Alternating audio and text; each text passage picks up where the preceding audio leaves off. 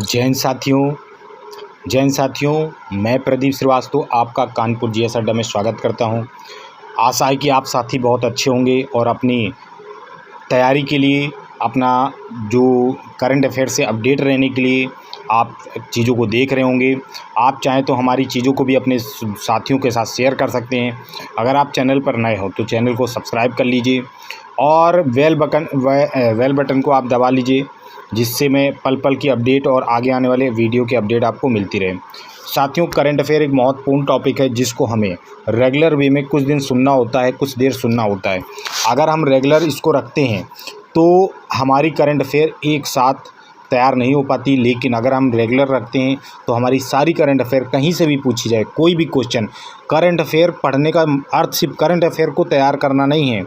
Current affair के साथ आने वाले स्टैटिक पार्ट्स, आपके आने वाली बहुत ऐसी स्टैटिक चीज़ें हैं जो आपको डायरेक्ट तैयार नहीं हो पाती, आप बार बार रिवाइज नहीं कर पाते, लेकिन करंट अफेयर के माध्यम से आप हर एक चीज़ से अपडेट रहते हैं।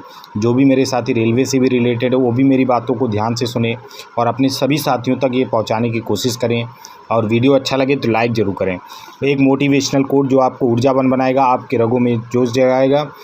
बस आप लगातार अपने मंजिल की ओर चलते रहिए, रास्ते आपको मिल ही जाएंगे। बस आपको क्या करना है, पढ़ते रहना है, तैयारी करते रहना है। ज़रूरी नहीं कि आपका इसी बार सिलेक्शन होता है, क्योंकि नंबर ऑफ़ वैकेंसी एक कांस्टेंट होती है, लेकिन नंबर ऑफ़ स्टूडेंट्स अनलिमिटेड होते हैं। इसकी वजह से आप अगर तैयारी पर जोर देंगे, आपकी तलवार में धार होगी, तो कोई ना कोई एग्ज़ाम ज़रूर कट होगा और आप उसको फोड़ कर आएंगे। पर इसी के साथ बढ़ते हैं साथियों आज के अपने करंट अफेयर की ओर। जो सुर्खियाँ हैं आज जिसको हमको पढ़ना है। विश्व बैंक ने वित्त वर्ष 2024-25 के लिए भारत के विकास का पूर्वानुमान 7% व्यक्त किया है। किसने? भारत का विश्व बैंक ने।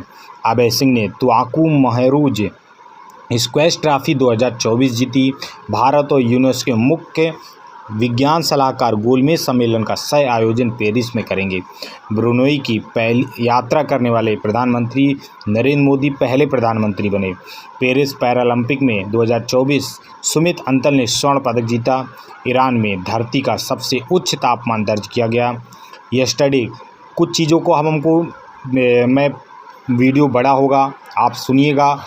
रिवाइज भी करना पड़ता है। अगर आप रिवाइज करते जाएंगे 2-3 बार आपकी आंखों के सामने से कोई चीज़ें निकलेंगी, तो आप ये समझिए आपकी वो तैयारी बिल्कुल 100% हो जाएगी। उसमें आपका कन्फ्यूजन वाला क्वेश्चन नहीं रहेगा। इसीलिए मैं रिकैप को भी लेके आया हूँ। हाल ही में चर्चा में रहे प्रोजेक्ट नमन का संबंध भारतीय सेना से है। प्रोजेक्ट नमन के पहले चरण में देश भर के प्रमुख स्थानों पर 14 CSC स्थापित किए जाएंगे। इसी के साथ इसमें बताना कौन सा कथन सही है। तो ये साथियों, इसमें दोनों कथन सही है और इसमें दोनों कथन सही है, इसीलिए इसका आंसर ये होगा सेकंड नंबर। नेक्स्ट बढ़ते हैं। प्रोजेक्ट नमन क्या है, इसका व्याख्या माइंड मैप देख लेते हैं। प्रोजेक्ट नमन है क्या, किसके लिए शुरू किया गया है? सैनिकों की पत्नियों और उनके कल्याण के लिए शुरू किया गया है या उनके आश्रितों के लिए शुरू किया गया है। लॉन्च करता है कौन? भारतीय थल सेना के अध्यक्ष उपेंद्र द्विवेदी जी हैं। AWWA की अध्यक्ष सुनीता द्विवेदी की उपस्थिति में इसको शुरू किया गया है। उद्देश्य क्या है? रक्षा पेंशन भोगियों और पूर्व सैनिकों और उनके परिवारों को सहयोग और सेवाएं प्रदान करना, ये उनका मेन उद्देश्य है। नोट: पहले चरण में देश भर में 14 CSC स्थापित किए जाएंगे। 200 CSC तक करने का लक्ष्य है। भारतीय सेना की स्थापना कब हुई? 1 अप्रैल 1895 में। आपने भारतीय सेना का नाम सुना होगा। इसका जो स्थापना भारतीय सेना दिवस मनाया जाता है 15 दिसंबर को मनाया जाता है। अगर वायुसेना दिवस की बात करें तो वो 8 अक्टूबर को मनाया जाता है। और अगर हम नौसेना की बात करें तो उसका 4 नवंबर को मनाया जाता है। इसी के साथ ही इसकी स्थापना आप याद कर लीजिए 1 अप्रैल 1895 में हुई थी। और इसी के आगे बढ़ते हैं। हुरून इंडिया रिच लिस्ट 2024 ने जकार्ता एशिया में अरबपतियों की सूची में कौन सा खिताब प्राप्त किया है? वहीं दूसरे स्थान पर चीन की राजधानी का शहर बीजिंग रहा है। तो इसमें बताना है जकार्ता ने सबसे अधिक अरबपति दिए हैं नहीं साथियों, ये जकार्ता नहीं, मुंबई है। मुंबई में लगभग 25% एशिया के जितने भी अरबपति हैं उसका 25% मुंबई में रहते हैं, जिसका इस यहाँ पे जकार्ता काट करके मुंबई ठीक किया गया है। इसी में कौन सा कथन सही नहीं है? तो पहला कथन सही नहीं है। अगर ये मुंबई होता तो दोनों कथन सही होते। इसका माइंड मैप देखते हैं। हुरून रिच इंडिया लिस्ट में 2024 जो कि जारी की गई है, इसमें अरबपतियों की संख्या सबसे अधिक, एशिया के अरबपतियों की संख्या सबसे अधिक मुंबई में है। कितने अरबपति हैं? 58 अरबपति। 58 अरबपतियों की संख्या में वृद्धि हुई है। अब कुल 58 की वृद्धि हुई है, कुल टोटल हो गए 386। कितना हो गया है? 386।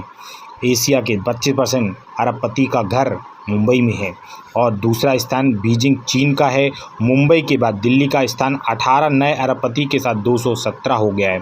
इसका मतलब है दिल्ली में भी 217 अरबपति रहते हैं और मुंबई में 386 और 58 की इसमें वृद्धि हुई है। इन्होंने तीसरा स्थान हैदराबाद बेंगलुरु को पीछे छोड़कर, हैदराबाद में बहुत सारे इंडिया जो रिच लिस्ट है इसमें हमने आपको सारी चीज़ें बता दी। हाल ही में कहाँ? बिहार में पहले खेल विश्वविद्यालय का उद्घाटन किया गया है। तो ये कहाँ पर किया गया है? बिहार के राजगीर में। कहाँ किया गया है? राजगीर में। ये कहाँ पर है? बिहार में। बिहार की नजर दृष्टि से ये बहुत इंपॉर्टेंट है। खेल विश्वविद्यालय का उद्घाटन किया गया। उद्घाटनकर्ता कौन है? सीएम नीतीश कुमार जी हैं और ये बिहार के सीएम है। राजगीर उद्घाटन हुआ। स्थापना बिहार के बारे में देख लीजिए, जो इम्पोर्टेंट स्टैटिक है कि बिहार की स्थापना कब हुई? 22 मार्च 1912 में हुई थी। कब हुई? 22 मार्च 1912। इसकी राजधानी क्या है? पटना। राज्यपाल इसमें कौन है? राजेंद्र आर्लेकर। याद रखिए, राजेंद्र आर्लेकर बिहार के राज्यपाल हैं और सीएम तो आप जानते ही हैं। हाल ही में सुप्रीम कोर्ट के नए झंडे और प्रतीक चिन्ह को किसने लॉन्च किया? सुप्रीम कोर्ट पर किसका अधिकार होता है? या तो सुप्रीम कोर्ट के जज का होता है या आप कह सकते हैं राष्ट्रपति का, क्योंकि इसके ऊपर सिर्फ राष्ट्रपति होते हैं जो उन पे अपना अधिकार लाद सकते हैं। तो राष्ट्रपति द्रौपदी मुर्मू ने। इनका माइंड मैप देख लेते हैं। सुप्रीम कोर्ट नए झंडे और प्रतीक चिन्ह को लॉन्च किया। लॉन्च करता है द्रौपदी मुर्मू, राष्ट्रपति अपनी। सुप्रीम कोर्ट 75 वर्ष होने पर इसको लॉन्च किया गया है। कितने? 75 ईयर्स। अब सुप्रीम कोर्ट की स्थापना कब हुई थी? तो 28 जनवरी 1950 को। कब हुई? 26 जनवरी 1950 को पहला वो मनाया गया, लेकिन 28 जनवरी 1950 को सुप्रीम कोर्ट की स्थापना हुई। नई दिल्ली में आयोजित जिला न्यायालय का राष्ट्रीय सम्मेलन हुआ। यहाँ पर सुप्रीम कोर्ट के ध्वज व प्रतीक चिन्ह क्या है? ध्वज का रंग होगा वो नीला होगा। देवनागरी लिपि में भारत का सर्वोच्च न्यायालय लिखा होगा। क्या लिखा होगा? भारत का सर्वोच्च न्यायालय। तथा यतो धर्मस्ति यथा अंकित रहेगा। यहाँ पे क्या रहेगा? यतो धर्मस्ति यजा, धर्म की सदा विजय होती है, ये इसमें लिखा रहेगा। सुप्रीम कोर्ट की स्थापना 28 जनवरी 1950 को हुई थी। भारत में एकल और एकीकृत न्यायपालिका है। नोट: जिला न्यायालय की राष्ट्रीय सम्मेलन का उद्घाटन पीएम नरेंद्र मोदी ने 31 अगस्त 2024 को किया। नए झंडे में अशोक चक्र, सुप्रीम कोर्ट की इमारत और भारत का संविधान शामिल है। नए झंडे में इन 3 चीजों को शामिल किया गया है। अशोक चक्र रहेगा, सुप्रीम कोर्ट की इमारत रहेगी और भारत का संविधान शामिल रहेगा। और ये भाग इसकी कहाँ से? भाग 5 में है और इसका जो अनुच्छेद 124 से लेके 147 तक है। कितना? 124 से लेके 147 तक है। इसके साथ ही नेक्स्ट में बढ़ते हैं। हाल ही में 8वां धर्म सम्मेलन कहाँ पर आयोजित किया गया? अहमदाबाद, पटना, भोपाल। तो इसका आयोजन कहाँ पर हुआ?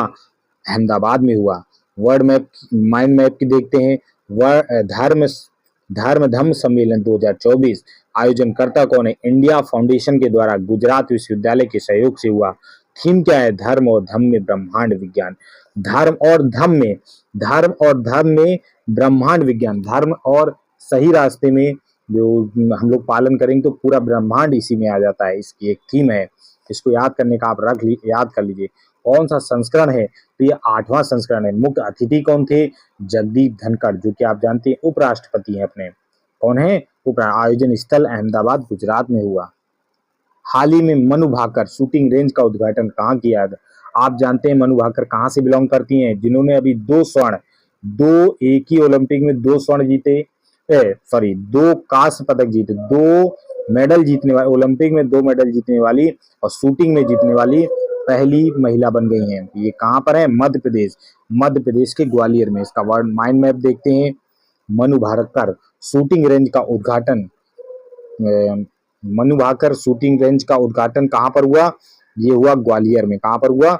ग्वालियर में। आपको ग्वालियर मध्य प्रदेश में किसने किया? ज्योतिराज सिंधिया, जिनको महाराज जी कहते हैं, केंद्रीय संचार मंत्री हैं। कौन है? केंद्रीय, 2 पदक जीते थे इन्होंने ओलंपिक में। इसी के साथ ही मध्य प्रदेश के देखिए कुछ चीजें, जैसे कि मध्य प्रदेश है, बिहार है। अभी बिहार का आया 22 मार्च 1912 में इसकी स्थापना हुई थी बिहार की। उसी के साथ अगर कोई राज्य आ रहा तो उसकी चीजों को मैं स्टेटिक वाली चीजों को भी लाने की कोशिश, इसमें ऐड करने की कोशिश कर रहा हूँ। स्थापना कब हुई? 1 नवंबर 1956 को। राजधानी भोपाल है। मुख्यमंत्री कौन है? मोहन यादव जी हैं। और इसके राज्यपाल छगन भाई पटेल हैं। कौन है? छगन भाई पटेल। अब आज के क्वेश्चन पे आ जाते हैं, जो आज हम लोगों को पढ़ना है, जिनकी चीजों को देखना है। हाल ही में विश्व बैंक ने वित्त वर्ष 2024-25 के लिए भारत के विकास का 8% पूर्वानुमान व्यक्त किया। विश्व बैंक एक बहुपक्षीय विकास संस्थान है, जिसकी स्थापना 1944 में अंतर्राष्ट्रीय मुद्रा कोष के साथ की गई थी। अब इसमें बताना है क्या सही है, दोनों कथन सही है। तो इसमें यहाँ पर आपको सही करना पड़ेगा। ये 8% नहीं, ये कितना परसेंट किया गया है? 7% किया गया। कितना परसेंट? 7% किया गया। इसी के साथ ही 7% किया गया। इसी के साथ ही विश्व बैंक की जो स्थापना हुई थी वो 24 अक्टूबर 1944 को हुई थी। कहाँ पर? इसका मुख्यालय कहाँ है? मुख्यालय वाशिंगटन डीसी में है। और आपसे पूछता हूँ, आईएमएफ का मुख्यालय कहाँ पर है? आईएमएफ का मुख्यालय आप मुझे कमेंट बॉक्स में बताइएगा। इसी के साथ ही देख लेते हैं। और विश्व बैंक की स्थापना, विश्व बैंक के अकॉर्डिंग इन्होंने जो पहले पूर्वानुमान लगाया था वो 6.6% लगाया था, लेकिन उसको बढ़ाकर 7% कर दिया है। भारतीय अर्थव्यवस्था द्वारा 15 महीनों में सबसे कम तिमाही वृद्धि दर्ज करने के बाद विश्व बैंक ने अपने पूर्वानुमान में बढ़ोतरी दर्ज की है। इसी के साथ ही 2024-25 में जो रिपोर्ट भारत का, विश्व बैंक की जो रिपोर्ट है वो भारत विकास अद्यतन बदलते वैश्विक संदर्भ में भारत के व्यापार अवसर, ये उनकी रिपोर्ट में बोला गया। 3 सितंबर 2024 को जारी की गई। विश्व बैंक को उम्मीद है कि चालू वित्त वर्ष में भारत दुनिया की सबसे तेजी से बढ़ती प्रमुख अर्थव्यवस्था बना रहेगा। वर्ल्ड बैंक के अनुसार ये बोला गया है। और इसमें विश्व बैंक को उम्मीद है कि 2025-26 और 2026-27 में भारतीय अर्थव्यवस्था की जो विकास दर रहेगी वो 6.7% रहेगी। ये पूर्वानुमान पहले से लगाते हैं, प्रेडिक्शन करते हैं। और विश्व बैंक इसके देखते रिपोर्ट बताती है भारत को अपने निर्यात में विविधता लाने के लिए कपड़ा, परिधान, जूते, इलेक्ट्रॉनिक, हरित प्रौद्योगिकी उत्पाद क्षेत्रों पर भी ध्यान केंद्रित करना पड़ेगा। ये वर्ल्ड बैंक का कहना है। इन सब चीजों पर भी इनको कंसंट्रेट करना पड़ेगा। इसी के साथ ही देख लेते हैं किसने क्या पूर्वानुमान 2024-25 और 25-26 के लिए लगाया है। भारतीय रिजर्व बैंक ने कितना परसेंट रखा? 7%। अभी 2025-26 के लिए नहीं लगाया। विश्व बैंक ने लगा दिया है 7% 2024-25 के लिए, और 2025-26 में 6.7। आईएमएफ ने भी 7%, 6.5, 2 पॉइंट घटाया हुआ है। एडीबी में 7%, 7.2%। मूडीज ने 7.2%, 6.6%। मॉर्गन स्टैनली ने 6.8% और 6.5% लगाया। अब आपसे मैं कुछ क्वेश्चन पूछ लेता हूं। क्या आप जानते हैं आईएमएफ का मुख्यालय कहाँ है? वर्ल्ड बैंक का मुख्यालय कहाँ है? एडीबी का मुख्यालय कहाँ है? एडीबी का मुख्यालय सुना है आपको? Asian development bank. एडीबी का मुख्यालय मनीला, फिलीपींस में है। और वर्ल्ड बैंक और आईएमएफ का मुख्यालय आप बताइए कहाँ पर है? आप जानते होंगे कि वाशिंगटन डीसी में एक मुख्यालय है, लेकिन आधे लोग ये नहीं जानते होंगे वाशिंगटन डीसी का पूरा नाम क्या है। अगर आप जानते हैं तो मुझे कमेंट बॉक्स में जरूर बताएं। इसी के साथ ही एसपीस ग्लोबल ने बोला है 6.8% और 2025-26 के लिए 7%।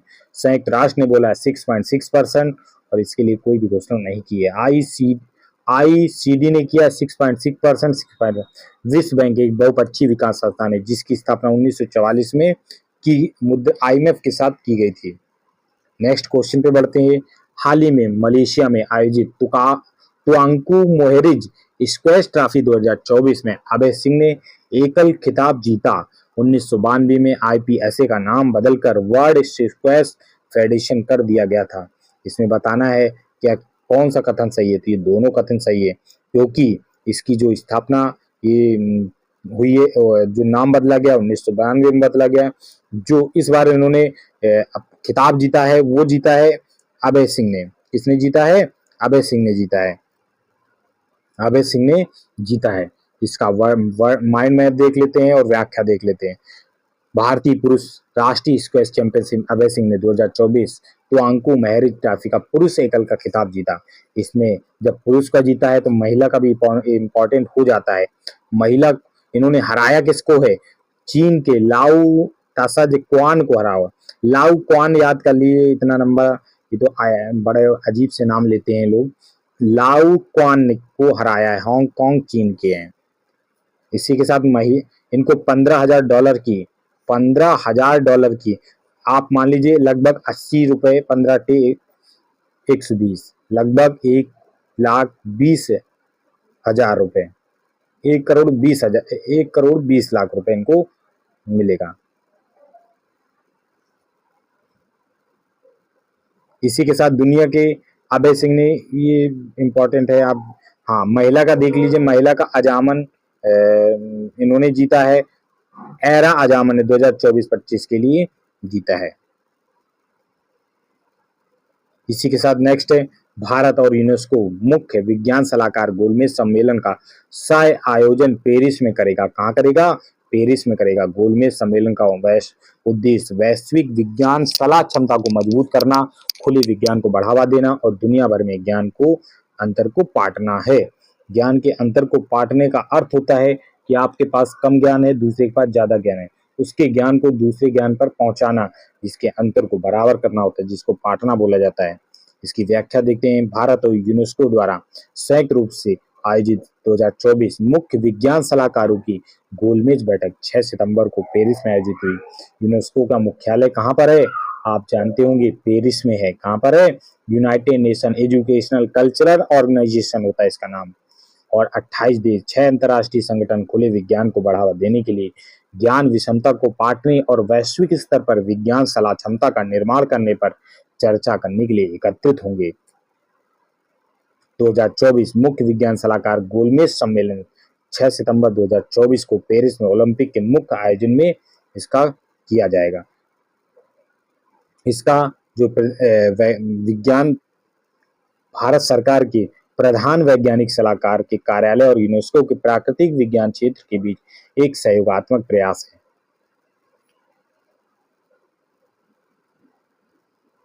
और इसके नेक्स्ट बढ़ते हैं। हाल ही में नरेंद्र मोदी ने किस देश की यात्रा करने वाले पहले प्रधानमंत्री बन गए हैं? तो इन्होंने किसकी की है? ब्रुनेई की। किसकी की है? ब्रुनेई की। ब्रुनेई की राजधानी क्या है? बंदर श्री बेगावन। बंदर श्री बेगावन। आप यह बंदर श्री के नाम से याद सकते हैं। बंदर श्री ब्रुनेई है तो इनकी बंदर श्री, ये कहाँ पर की है? ब्रुनेई की। ये पहले प्रधानमंत्री है। क्या इससे पहले कोई प्रधानमंत्री इनकी यात्रा पर नहीं गए? नहीं गए, क्योंकि इस देश की आबादी कितनी है? 4.5 लाख है। कितनी है? 4.5 लाख है, और जिसमें 14,000 भारतीय यहाँ पर रहते हैं। कितने रहते हैं? 14,000 भारतीय यहाँ पर रहते हैं। और ये इसलिए भी इम्पोर्टेंट पड़ जाता है क्योंकि जब सबसे पहले यहाँ पर जाने वाले भारतीय थे। इसमें देखिए इसकी व्याख्या है। नरेंद्र मोदी छोटे से एशियाई देश ब्रुनेई जाने वाले पहले प्रधानमंत्री बने, और ये इनकी एक ऐतिहासिक यात्रा है। और उन्होंने सैफुद्दीन मस्जिद का भी क्या किया?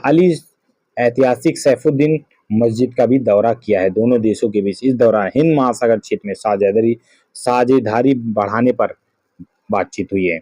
इसी के साथ ही पीएम मोदी ने ब्रुनेई में रह रहे भारतीय समुदाय के लोगों के लिए से भी मुलाकात की। पीएम मोदी ने जिस मस्जिद का दौरा किया वो ब्रुनेई के 28वें सुल्तान उमर अली सैफुद्दीन तृतीय के नाम पर है। किसके नाम पर है? उमर अली सैफुद्दीन तृतीय के नाम है। इस मस्जिद का निर्माण 1958 में हुआ था।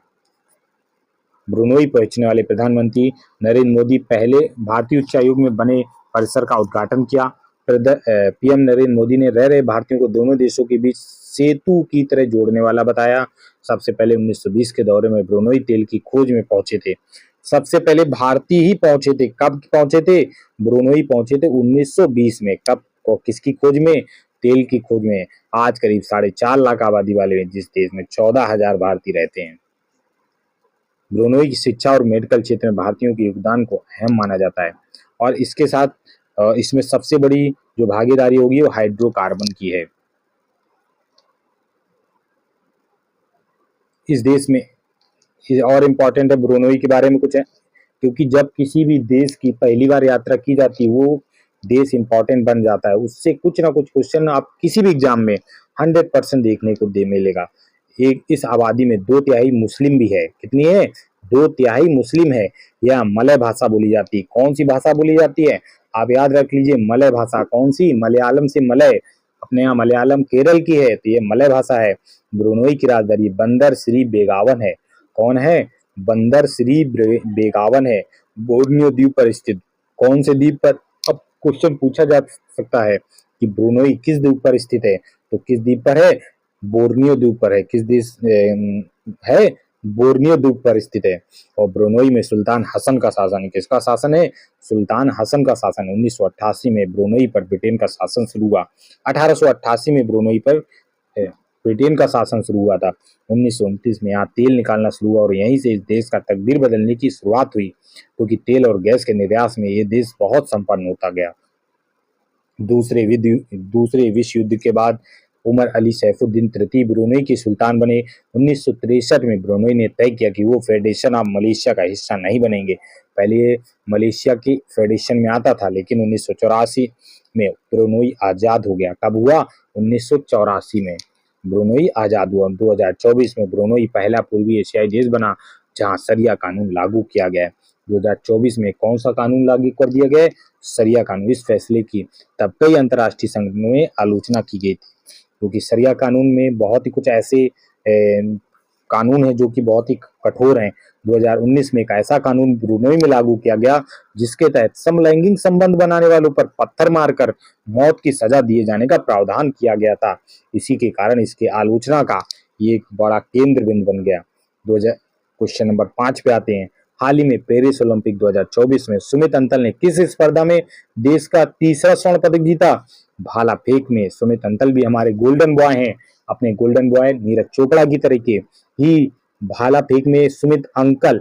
आप अंकल की जगह इनको अंकल याद कर लीजिए। सुमित अंकल जो हैं वो भाला फेंकते हैं। जैवलिन थ्रो बोला जाता है जिसको, ओके, इसी को भाला फेंक हिंदी में बोलते हैं। इनको भी गोल्ड मिला 2020 का टोक्यो ओलंपिक जो कि 2021 में हुआ था, उसमें भी इन्होंने कितना कौन सा पदक जीता था? गोल्डन ही जीता था 2024 में। अब इस बार इन्होंने 70.59 मीटर भाला फेंका है। ये पैरा ओलंपिक है। टोक्यो पैरा ओलंपिक में इन्होंने 68.55 मीटर का अपना ही रिकॉर्ड तोड़ दिया। ये वर्ल्ड रिकॉर्ड था। 2023 का वर्ल्ड चैंपियनशिप में 70.83 मीटर इन्होंने भाला फेंका था।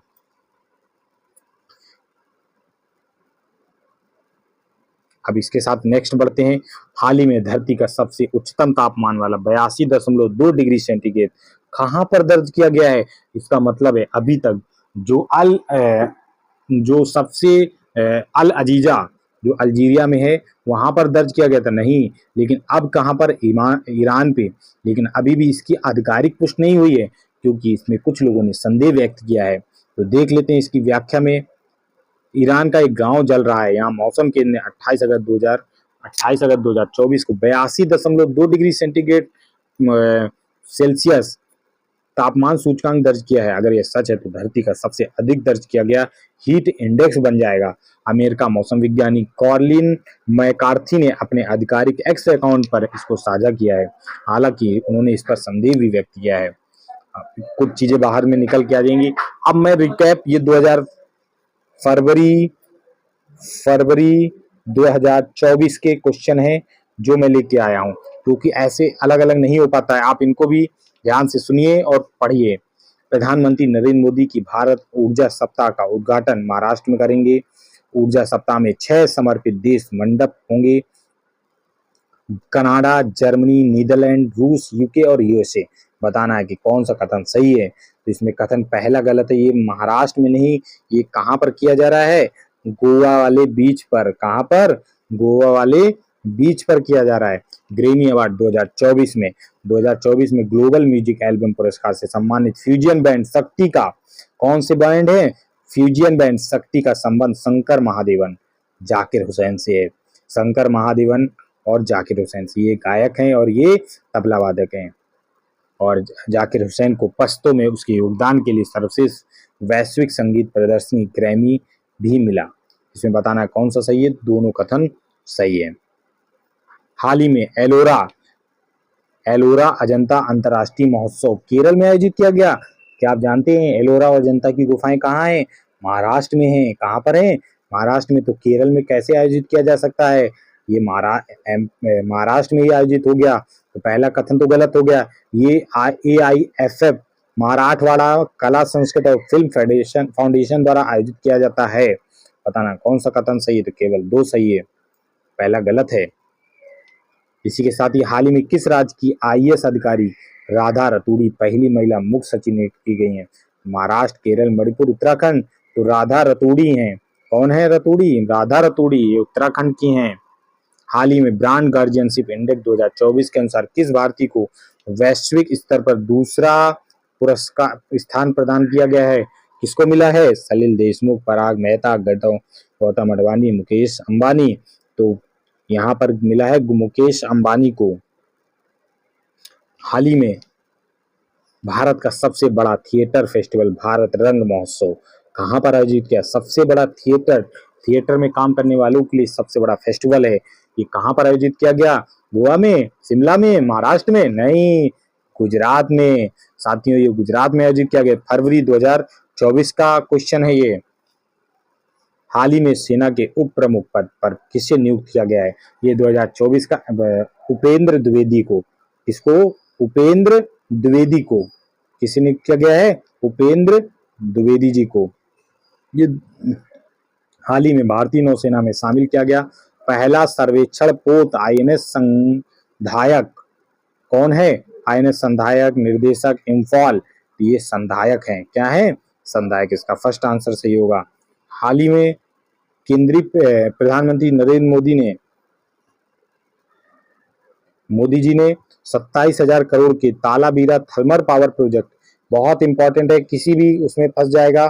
तालाबीरा थर्मल पावर प्रोजेक्ट कहाँ का है, बताना है, तालाबीरा कहाँ का है, ये असम, उड़ीसा, मध्य प्रदेश, गोवा, नहीं, उड़ीसा का है। कहाँ का है, उड़ीसा का। और इसमें वहाँ के उड़ीसा के CM कौन है, मांझी जी।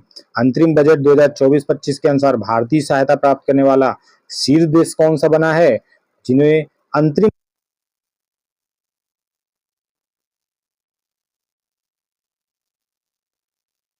भूटान बना है। कौन सा देश बना है, कौन सा देश बना, भूटान बना है।